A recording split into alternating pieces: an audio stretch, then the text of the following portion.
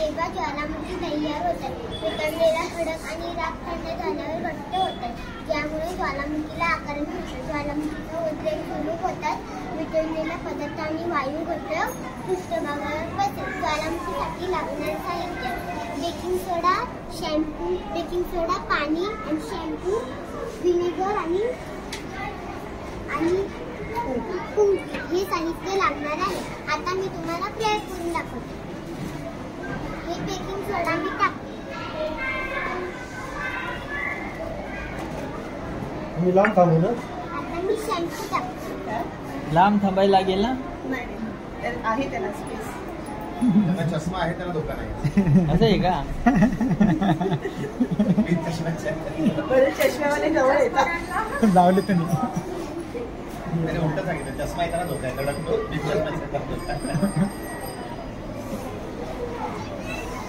बस बस बस.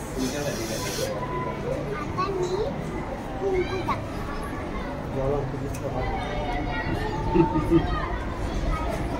आता मी पाणी टाकून मिश्रण ठेवते.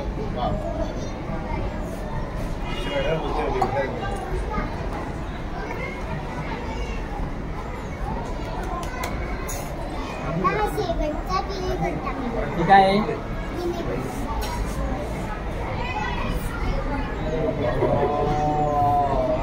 ज्वालामुखीचा उद्रेक तयार झाला. Thank you. Okay, thank you. Very good. Very good.